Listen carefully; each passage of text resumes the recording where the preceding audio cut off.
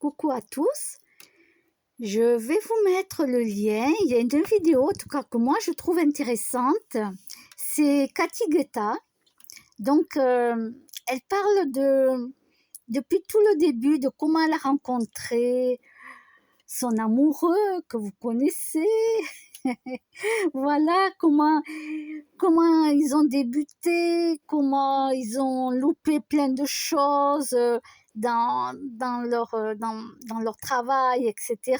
Bon, elle raconte tout. Voilà. Elle parle de David, vraiment, bon, ben, elle parle super bien, quoi. Et pour moi, j'ai trouvé très beau tous les deux. Trouvé très beau. C'est vrai que quand tu vois David Guetta au début, ben, il est tout rachitique, blanc de peau, très pâle et tout. Même elle le dit, hein. Quand elle-même, elle le dit. Par rapport à elle, quoi, tu le vois et tout. Et puis après, bon, ben voilà, après, c'est poussé aussi un peu la barbe et tout. Il a dû faire, je pense, quand même du sport, de la musculation, tout ça, pour en arriver là où il en est, hein. Physiquement, je parle, hein. Hein, je vous donne ce conseil, si vous êtes rachitique, comment prendre du poids, si vous mangez comme disent que vous n'arrivez pas à prendre du poids, faites de la musculation, prenez du muscle. Non, vous n'allez pas devenir Mister Muscle, ce que tu veux, non, mais ça va vous forger une jolie carrure. Voilà, ça c'est le conseil pour les messieurs qui se trouvent très maigres, très minces et qui le sont en plus, parce que moi quand on me demande un conseil et qu'on m'a déjà demandé ce conseil-là, j'ai beau manger, je ne prends pas un gramme, je ne grossis pas, mais comment je fais? Alors déjà pour la santé, c'est beaucoup mieux de ne pas manger comme 10, déjà, hein. Faites pas les mêmes conneries que moi je fais, déjà. Soyez plus intelligent que moi, parce que je donne des bons conseils, mais je ne les suis pas tout le temps. Et surtout, pratiquez de la musculation. Vous n'avez pas besoin de pratiquer à outrance, à devenir Schwarzenegger, quoi. Bon, non, on ne demande pas de venir jusque-là. Mais vous allez voir, ça va vous changer. Vous allez avoir confiance en vous. Vous allez voir. Écoutez bien ce petit conseil que je vous donne. Oui, parce que oui, c'est arrivé dans ma vie qu'il y a des hommes qui me posent des questions parce que moi je connais beaucoup de choses. Il y a beaucoup de choses que j'oublie, mais des fois ça me revient. Alors des fois, si ça me revient, je peux donner des conseils.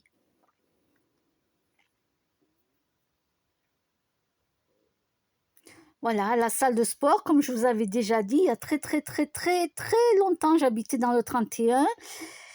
Il y avait la salle de sport dans le 31.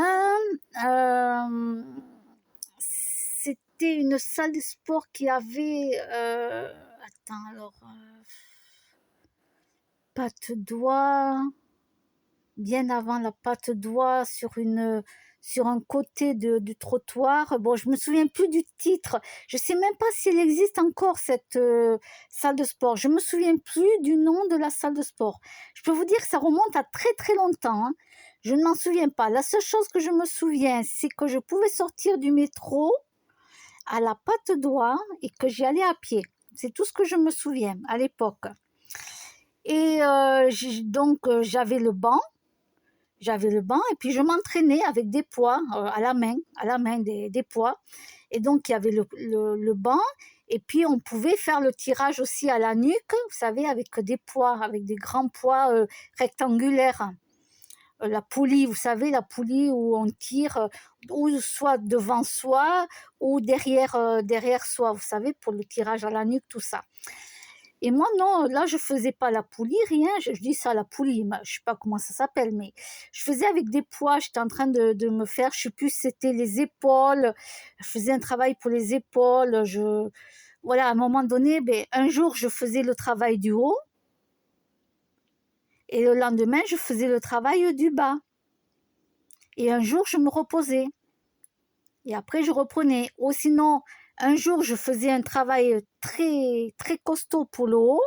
Le lendemain, je me reposais pour les muscles. D'accord, je me reposais. Et le lendemain après, je faisais un gros travail pour les jambes. En comptant du cardio avec. Il fallait faire aussi du cardio, bien entendu. Ça, c'était quand je pratiquais la musculation fitness. Et puis, un jour, tu as les Chip and Dance. Alors, je ne sais plus comment ils s'appellent, les Chip and Dance. C'était là où il y avait celui qui avait la couleur de peau noire. Chocolat, je dis tout le temps chocolat, moi. Chip and Dance avec les cheveux longs, noirs et tout. Et tiens, je me dis, ah bon, il y a des Chip and Dance qui viennent s'entraîner. Ah, je me suis dit, tiens, ils n'ont pas de machine chez eux. Non, parce que moi, je ne connaissais pas, moi. Je ne connaissais pas la vie des Chipendos, à part voir la télévision, leur vie de comment ils font pour la danse, pour se déshabiller, etc. Voilà.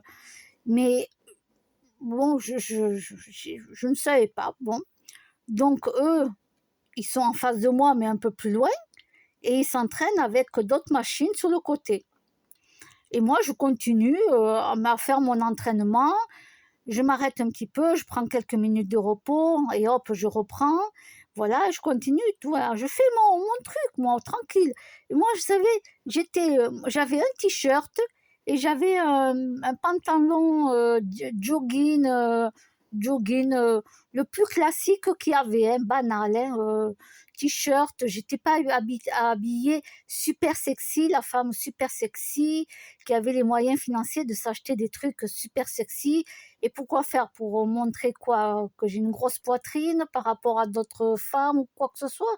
Non, j'étais habillée classique de chez classique. Et puis d'un coup,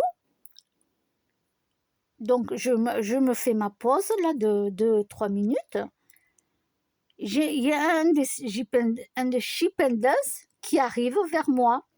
Et moi, dans ma tête, je me dis, ah ben je vais lui laisser la place parce que lui, moi je pensais qu'il voulait faire du tirage sans doute à la nuque, et vu qu'il allait avoir besoin du banc et s'asseoir, il y avait le banc à l'époque. Là, on a des petits tabourets, ou sortes de tabourets, je sais pas comment on appelle ça, des sièges. Et je me suis dit, moi, de toute façon, je peux pas mettre le même poids que lui, donc je vais pas lui faire perdre du temps. C'est-à-dire qu'on ne va pas alterner, un coup c'est lui qui fait son boulot, un coup c'est moi. Non, je me suis dit, je ne vais pas lui faire perdre du temps au gars, qu'il fasse son tirage à la nuque, qu'il fasse tout ce qu'il veut, je lui laisse ma place. Ben non, c'était pas ça. Le gars, il vient me féliciter. Le gars vient me féliciter. Non, mais est-ce que vous le croyez, ça? Le gars, il vient me féliciter du travail que je fais. Ah, ben je lui dis merci. Je lui dis, vous voulez, je vous laisse la place, si vous avez besoin de... Tu sais, j'étais un petit peu... T'as tout. Tu es surpris, tu es choqué, tu te dis, mais un chipendas qui pratique de la musculation ici, et alors, bien sûr, ils ont été pris en photo, ils sont passés dans les journaux, bien entendu. Alors non, moi, j'étais pas en photo. Il y avait que en photo dans la salle là où j'étais. Il y avait que, mais ils sont passés au journal à l'époque. Ah, ben j'ai été, je savais plus quoi dire, quoi. Il est venu me féliciter du travail que je faisais. Bon, ben je l'ai remercié, tout ça, voilà. Et même pas que, j'ai même pas eu l'idée de lui dire quoi que ce soit, de même pas lui demander un autographe, de leur dire est-ce que vous voulez me faire un autographe, mais rien ne m'avait traversé l'esprit parce que j'étais persuadée qu'il allait venir s'entraîner là et que j'allais lui laisser la place. Non, le gars, il vient me féliciter. Bon. Je dis, mais pourquoi il me félicite je fais un petit travail de rien du tout, quoi, hein. Moi, rapport 2, si tu regardes le poids qu'il porte, voilà. Et après, donc, moi, j'avais fini et puis je passe. Donc, je passe et j'ai compris un truc. C'est qu'il y avait une sorte d'entrée comme ça qui faisait un cercle comme ça. Et tu avais plein de belles nanas, toutes bien foutues, habillées sexy, d'accord, super bien foutues. Elles étaient là, accoudées sur le plan de travail qu'il y avait, accoudées en train de les regarder. Ah, je me suis dit, je comprends. Moi, je m'entraînais, j'étais pas là en train de baver sur eux, et je m'entraînais, et elles sont là en train de baver sur eux et de les regarder peut-être, je sais pas depuis quand, mais en tout cas, il est venu me féliciter parce que je travaillais, du travail que je faisais. Bah oui, mais pour moi, dans ma tête, c'était normal, quoi. J'étais là pour... Alors, un peu plus tard, mais moi, j'ai demandé un peu plus tard, hein. Après, bon, ils étaient partis beaucoup plus tard. Moi, je suis partie beaucoup plus tard, tout ça. Puis, j'ai demandé au patron de la salle et tout. J'ai dit, mais je comprends pas, mais c'est normal qu'il y ait des Chippendales qui viennent en salle. Ils n'ont pas de salle chez eux. Parce que moi, j'étais bête. À l'époque, je connaissais rien, hein. Et non, le patron m'avait répondu que non. Eux, à chaque déplacement, quand ils vont dans des villes, ils vont dans une salle de musculation pour s'entraîner. Dans chaque ville, ils vont s'entraîner, les gars. Donc, ils vont dans une salle et ils s'entraînent, voilà. Ah, d'accord. Ah oui. Et ça, j'avais pas pensé. J'avais pas pensé que, ouais, c'est vrai, les Chippendales, ils parcourent plein de villes, quoi, hein, hors de la France même, et tout ce que tu veux. Mais moi, tout ça, je ne savais pas, tout ça. Et puis voilà, et j'ai compris, ben ouais, les autres nanas, accoudées, là, elles étaient plusieurs, mais alors, plusieurs en train de les regarder, tu sais. Mon Dieu. Et moi, j'étais toute seule en train de m'entraîner, de travailler. Ah, j'ai compris pourquoi il est venu. Ah, mais il n'y a pas eu de drague, rien du tout, hein. Mais rien. Le mec, il était sérieux en plus, hein. Vraiment très gentil, très cool. Vraiment, il m'a remercié. Il m'a dit je faisais du bon boulot et tout, parce qu'il m'avait regardé travailler. Il m'avait vu. Mais moi, je n'avais même pas vu qu'il m'avait vu. J'étais plein dans mon travail. Je ne suis pas en train de les mater, quoi. Et les autres en train de baver, là, en train de les regarder. Aïe, aïe, aïe. Bon, j'avais compris. Je dis, bon, ben voilà. Donc, ma petite anecdote, voilà. Mais je ne me souviens pas comment il s'appelle, ce groupe. Je ne m'en souviens plus. Pouh, ça remonte à des années. Oh là là. Ouais, ils ont un groupe. Le mec, il était noir de peau. Cheveux longs, très noirs, tressés. Comme des tresses très fines, tu sais. Mais ça, c'était à l'époque. Hein. Je ne sais pas maintenant s'ils sont comme ça. J'ai jamais été revoir qui c'était, donc je ne sais pas qui c'est. Mais ouais, ils étaient connus à l'époque, oui. Oui, bien sûr, ils étaient connus à l'époque. C'est comme ça que j'ai appris que maintenant, ils continuent leur entraînement. Ben oui, pour garder le corps qu'ils ont, ils n'ont pas le choix. Il faut bien qu'ils s'entraînent. Hein. Voilà, messieurs, donc entraînez-vous. Alors, vous n'êtes pas obligé de devenir monsieur muscle non plus, hein, voilà. Mais vous pouvez prendre un petit peu de masse pour ceux qui se trouvent trop maigres et qui n'arrivent pas. Vous mangez comme dit, si vous n'arrivez pas à grossir, ben voilà. Voilà. Moi, c'est ce que je vous conseille. Donc là, pour Katigueta, donc là, j'en suis à 55 minutes 19. Je vais écouter encore un peu. Voilà. Le temps que je mette cette vidéo en ligne, je vais écouter encore. Et moi, j'adore écouter vraiment, vraiment de comment elle s'est connue avec David et tout. Je m'en souvenais plus de comment ils s'étaient connus, tout ça. Bon, mais maintenant, je m'en souviens, maintenant, quand elle l'a raconté. Les déboires qu'ils ont eu au tout début aussi. Les échecs, ils ont eu des échecs et tout. Et puis après, après voilà, quand la machine elle est lancée, elle est partie. Franchement, écoutez-la parler. Moi, là où je me reconnais en elle, il y a deux choses que je me reconnais en elle. En elle, je me reconnais, c'est qu'elle aime le contact avec les gens. Voilà, le contact avec les gens. Par exemple, eh bien, prendre le manteau de quelqu'un, l'accrocher et tout. Mais en même temps, tu parles avec les gens et tout. Moi, je suis comme ça, je suis très sociable. Je parle avec les gens et tout. Ça, je me reconnais en elle. Il y a une deuxième chose où je me reconnais en elle, c'est que moi, dans le travail, j'ai toujours eu une conscience professionnelle, mais j'ai toujours voulu, moi, rester salarié. C'est-à-dire que je n'ai jamais voulu devenir un patron.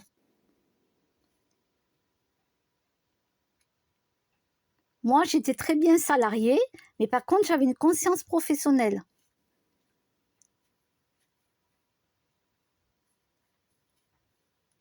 Donc moi, des fois, j'avais pas besoin que le chef me dise quoi faire comme boulot. Je savais très bien ce que je devais aller faire. Je prenais de l'avance. Je savais, voilà. Il n'y avait pas besoin qu'on vienne. Non, non, j'avais vraiment une conscience professionnelle. Mais je voulais rester stade, moi, salarié. Je ne voulais pas grimper, ni être chef, ni être quoi que ce soit. Non, je restais salarié, mais avec une conscience professionnelle. Voilà. Bon, elle, bien sûr, après, ça, c'était dans ses débuts, quand elle parle. Voilà, moi, je me reconnais là-dedans. Après, bon, ben, elle s'est mise avec David et ils ont monté l'entreprise Kimono, Kimono. Ils ont monté l'entreprise, tout ça. Et comme elle dit, je ne l'aurais jamais fait si elle n'avait pas été avec David Guetta. Elle n'aurait jamais fait parce qu'elle elle se voyait pas patron, quoi. C'était pas son truc. Mais par contre, ouais, moi, je me reconnais beaucoup en elle pour ces deux choses, quoi. Le contact avec les gens, j'adore ça, le contact avec les gens.